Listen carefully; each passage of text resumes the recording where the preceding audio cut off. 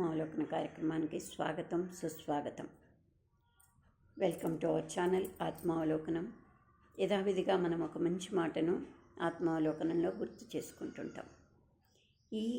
ఈ రోజుల్లో మనకు సొసైటీలో కనపడుతున్న ఒక పెద్ద సమస్య, కుటుంబాలలో కానీ సమాజంలో కానీ ప్రతి ఒక్కరి మధ్య అవగాహన లోపం.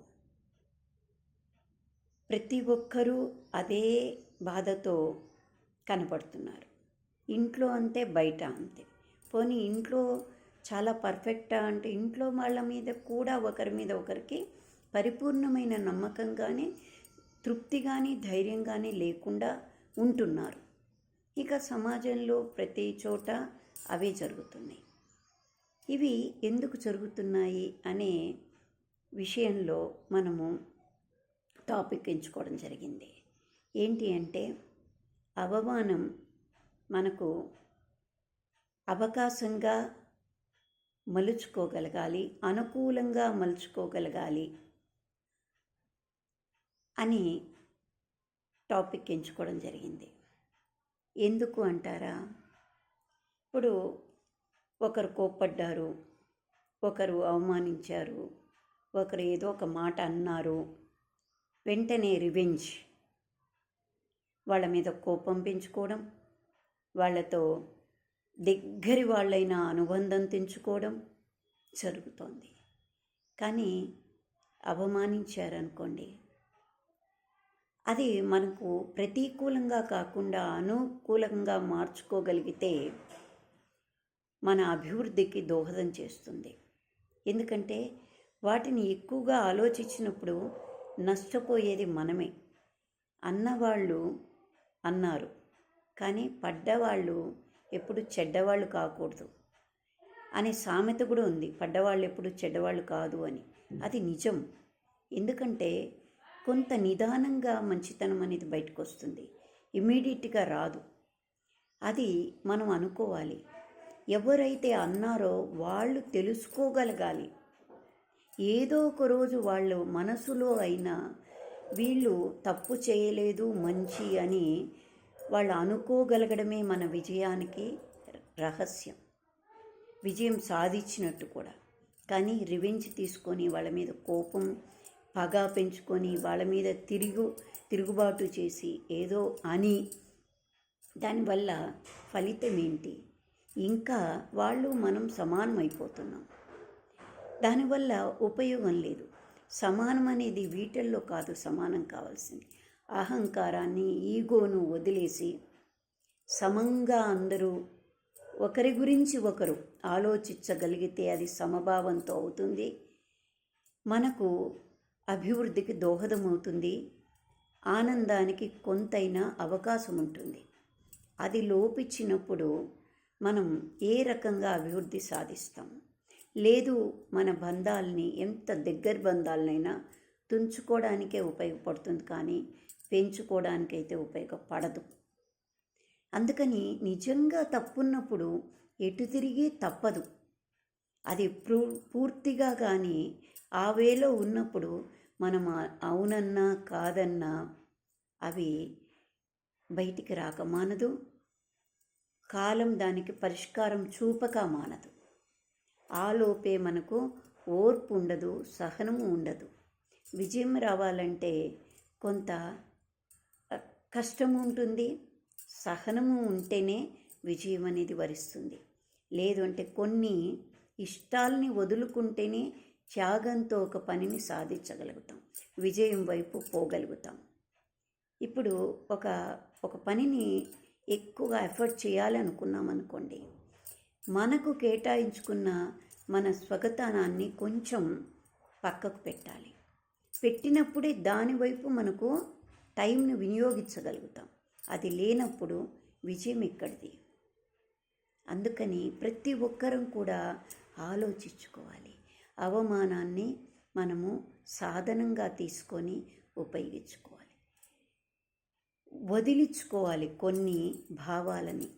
ఏంటి అంటే, మనం మంచి వైపు ఉండాలి అంటే కొన్నిటిని రిజెక్ట్ చేయగలగాలి. మనం వలువల్ని చిన్నవి పొట్టివి వేసుకొని అభివృద్ధి అనుకుంటున్నాం మన సమాజంలో. లేదు, చెడుని మనలో దాచుకొని మనం ఏదో గొప్పగా సాధిస్తున్నాం అనుకుంటున్నాం. అది కాదు. మనం నిండుదనం ఉన్నప్పుడు మన గౌరవం పెరుగుతుంది. అది గౌరవం కోసమే మనం ఇలా ఉండం. మనమంటూ ఉన్న రీతిని అది గౌరవానికి దారితీస్తుంది. అలానే మనం చేసే ప్రతి పని కానీ, మనం ఓర్చుకున్న ప్రతి ఓర్పు కానీ ఒక మంచికి కాలక్రమేణా దానంతట అదే మనకు మంచిని తెచ్చిపెడుతుంది. పరుగులు మనం పరిగెత్తక్కర్లేదు. మనం చేసే పనిలో నిలకడగా నిశ్చలంగా ఉన్నప్పుడు అభివృద్ధి అనేది, విజయం అనేది అది మన వైపుకు వస్తుంది. క్షణంలో వచ్చేది విజయం ఎలా అవుతుంది? అందుకని ఏదైనా కష్టపడి అందుకున్నది మాత్రమే తృప్తిని ఇస్తుంది, నిజమైన విజయంగా మలుపబడుతుంది. అది 10 మందికి శాశ్వతంగా మార్గదర్శకంగా మిగులుతుంది. నేను ఒక వీడియోలో ఎక్కడో విన్నాను, అది నాకు చాలా ఇన్స్పైర్ చేసింది. అవమానం అనేది మనకు ఎలా మనం తీసుకోవాలి అంటే, అవమానం అంటే ఉట్టి అవమానమే కాదు, మాటలు, హార్ష్ మాటలు కానీ, కొన్ని మనస్సును కష్టపెట్టే మాటలు కానీ కొన్నిసార్లు మనం వాళ్ళ దగ్గర నుంచి కూడా వింటూ ఉంటాం. అలాంటప్పుడు బంధాన్ని వదులుకుంటామా, లేక వాళ్ళ శ్రేయస్సుని కోరుకుంటామా అనేది మనం ప్రశ్నించుకున్నప్పుడు మనకు తెలుస్తుంది. అది ఏంటి అంటే, ఒక అంటే ఒక యానిమల్స్ ఒక గమ్యం అంటే ఏమంటారు దాన్ని, ఒక గేమ్ లాగా పెట్టుకున్నాయి. అన్నీ గమ్యం చేరాలి, వడివడిగా ఎవరు ముందు దాని వైపు, లక్ష్యం వైపు వెళ్ళి ఆ స్థానాన్ని చేరుకుంటారో వాళ్ళే వాళ్ళకు విజయం వరించినట్టు, వాళ్ళు వాటికన్నిటికీ ఆ యానిమల్ కింగ్డమ్కు రాజుగా ప్రకటిస్తాము అని చెప్పారట.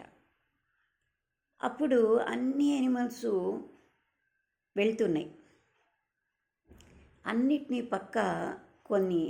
పక్క నుండి ఇవన్నీ, నువ్వు గెలవలేవు, నువ్వు చాలా పిరికిదానివి, నువ్వు అంతవరకు లక్ష్యాన్ని చేరే వరకు నిశ్చలంగా భయం లేకుండా ఉండలేవు అనడం కొన్ని, లేదు నిరుత్సాహపరచడం కొన్ని అలా రకరకాలుగా చేస్తున్నాయట పక్క నుండేవన్నీ కూడా.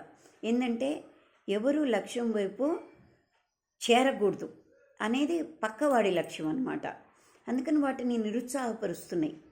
కానీ అన్నీ కొంత దూరం పోయేటోటికి మనసు చెలించిపోయి బాధపడి కొన్ని తెలియకుండా నిరుత్సాహం వాటిని కమ్మేసి వాటిలో ఉన్న బలం తగ్గిపోయింది, నిర్వీర్యమవుతోంది, వెనక్కి వెళ్ళిపోతున్నాయి, ఆగిపోతున్నాయి, కొన్ని పడిపోతున్నాయి, కొన్ని అలా ముక్కాలు భాగం వరకు కూడా వెళ్ళి కూడా గమ్యాన్ని చేరలేక ఓడిపోయాయి కొన్ని. కానీ లాస్ట్కు ఒకటి గమ్యస్థానం చేరిపోయింది. అప్పుడు అన్నీ అనుకున్నాయట, ఇదేంది ఎట్లా గమ్యస్థానం చేరింది?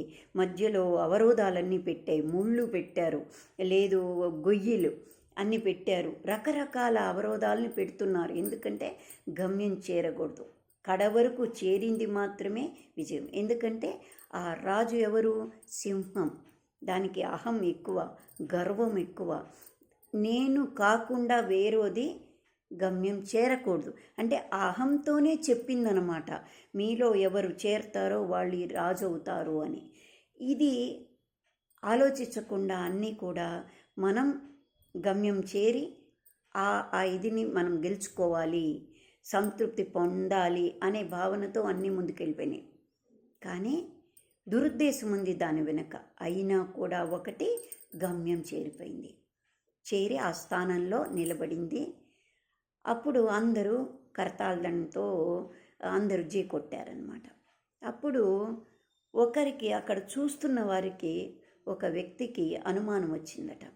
ఏంటి ఇన్ని అవరోధాలు పెడితే ఇన్ని అవరోధాలను దాటి ఆ గమ్యస్థానం ఎలా చేరింది అనేసి డౌట్ వచ్చి ఆ ఆ వ్యక్తి ఎవరు ఉంటే సైంటిస్ట్ వీటన్నిటినీ పరీక్షించాయట. అంటే వీటిల్లో ఒక్కొక్కటి బయటపడింది. సైకాలజిస్ట్ ఏంటంటే ఎవరన్నా నిరుత్సాహపరిస్తే నిరుత్సాహపడిపోతారు. కొందరు నువ్వు గెలవలేవు అంటే కోపం వచ్చి నేను చేయలేనులే వీళ్ళందరూ అంటూనే ఉంటారు ఎప్పుడు నుంచి అనేవాళ్ళు కొందరు. ఇలా రకరకాల యాటిట్యూడ్స్తో అందరూ ఓడిపోయారు, గెలవలేకపోయారు. కానీ ఆ లాస్ట్ చేరింది మాత్రం ఎందుకు చేరింది అని పరీక్షిస్తే దానికి చెవులు వినపడవు. అంటే కొద్ది మాత్రమే ఉంది వినికిడి శక్తి, మిగతా లేదు, శక్తి లేదు, అంటే వీళ్ళ అంటే కుంగదీసేటువంటి మాటలు కానీ వేటిని కూడా అది తీసుకోలేదు. తను వెళ్ళాల్సిన స్థానానికి మాత్రమే వెళ్ళాలనే లక్ష్యం ఒకటే ఉంది కానీ వేరే ఏ ఆలోచన దానికి తగల్లేదు. అయ్యేటోటికి లక్ష్యాన్ని చేరిపోయింది. అంటే ఈ కథలో పదవి వస్తుందా రాజు అవుతుందా అని కాదు, లక్ష్యం వైపు ఉన్నవాళ్ళు ఎవరు కూడా పక్క మాటల్ని ఎక్కువగా తీసుకోకూడదు. అవమానాన్ని కానీ మనని నిరుత్సాహపరచడం కానీ మనని హర్ట్ చేయడం కానీ చేస్తే మనం దాన్ని ఒక అనుకూల పరిస్థితిలో తీసుకొని దాన్ని అభివృద్ధి వైపుకే మలుచుకోవాలి, బంధాన్ని ఇంకా బలపరుచుకోవాలి. ఎందుకు అంటారా, కొన్ని ముఖ్యమైనవి ఉంటాయి. అన్నారు కదా అని తెంచుకునే దానికి హస్బెండ్ అండ్ వైఫ్ కాదు, తల్లిదండ్రులు పిల్లలు కాకూడదు. అలానే కొన్ని ముఖ్యమైన మన పుట్టుకతో వచ్చే అనుబంధాలు ఉంటాయి, వాటన్నిటినీ పోగొట్టుకోకూడదు. కొంతమంది ఆణిముత్యాల్లాంటి మనల్ని మంచి చేసేటువంటి, మనని ప్రోత్సహించి మంచి వైపు నడిపించి చెడును కూడా దూరం చేసేటువంటి స్నేహితులు ఉంటారు. వారిని కూడా వదులుకోలేం కదా. అందుకని కొన్నిటిని మనము పక్కకు పెట్టుకొని మంచినే చేసి మనకు అనుకూలంగా మనం అభివృద్ధి చెందినప్పుడు వాళ్ళ మనసులకు వాళ్ళకే తగులుతాయి. అప్పుడు వాళ్ళే యాక్సెప్ట్ చేసే పరిస్థితులు వస్తాయి. దానికోసం మనం వేచి చూడి మన అభివృద్ధిని మనం ఆలోచించుకొని మన ఏమనుకున్నామో ఆ లక్ష్యం వైపే మనం ఉండగలిగితే మనం స్థిరంగా నిలకడగా ఉండగలుగుతాం. ఎప్పుడు కూడా ఎంతమందిలో అవమానించినా మనని నువ్వేం చేస్తావు అంటే చేసి చూపించడానికి ప్రయత్నం చేయగలగాలి. నేనేం చేస్తానులే అన్నారు కాబట్టి ఇంకొకటి నేను తగ్గిపోయి ఇంకోటి కూడా చేయలేకపోతాను అని మనం తగ్గిపోతే మనం వెనక్కి వెళ్ళిపోతాం. అన్నవాడు ఏమీ కాడు, మామూలుగానే ఉంటాడు. ఇప్పుడు సమాజంలో బంధాల విలువలు కానీ మన అభివృద్ధి విలువలు కానీ మన క్యారెక్టర్ విలువలు కానీ ఒకరి మీద డిపెండ్ చేసుకుంటున్నాం కాబట్టే ప్రతి చోట ఇలాంటివి జరుగుతున్నాయి. ఇంకా డిప్రెస్ అయిన వాళ్ళు డిప్రెషన్లోకి వెళ్ళిపోతున్నారు, ఇంకా డిప్రెస్ అయిన వాళ్ళు చావు వరకు వెళ్ళిపోతున్నారు. ఇది ఏ మనిషి ఇచ్చింది కాదు మన పుట్టుక. మనకు పూర్వజన్మ సుకృతం వల్ల మానవ జన్మను పొందాం. అది ఎవరికి అకౌంటబిలిటీ? భగవంతుడికి. అందుకని మంచి మార్గంలో ఉండి మన ఈ జన్మను సార్థకం చేసుకోవాలి. కానీ ప్రతి దానికి పగ, ప్రతీకారం, ఈర్ష్య, ద్వేషం, అహంకారం, అవమానం అనుకుంటూ ఈ పదాల్ని పదే పదే గుర్తు చేసుకుంటూ మనల్ని మనమే పాడు చేసుకుంటున్నాము అనేది నా అభిప్రాయం. మీరు ఎందరూ దీనికి ఏకీభవిస్తారో నాకు తెలియదు, కానీ ఏకీభవిస్తే ఒక లైక్ కొట్టండి, సబ్స్క్రైబ్ చేయండి. మీకు వేరే విధంగా ఏదన్నా అనిపిస్తే కమెంట్ బాక్స్లో కమెంట్ చేయండి. నాకు దానికి కరెక్ట్గా అనిపించింది అంటే నా మనసుకు తట్టిన భావాన్ని మీతో షేర్ చేసుకుంటాను. ప్రతి మాటను, మనకు అవసరమైన మాటను అందరితో షేర్ చేసుకోవాలి. అందరితో ఆ భావాన్ని, వ్యూస్ని ఎక్స్చేంజ్ చేసుకున్నప్పుడు మాత్రమే అభివృద్ధి సాధ్యపడుతుంది అని నేను అనుకుంటున్నాను. Thank you.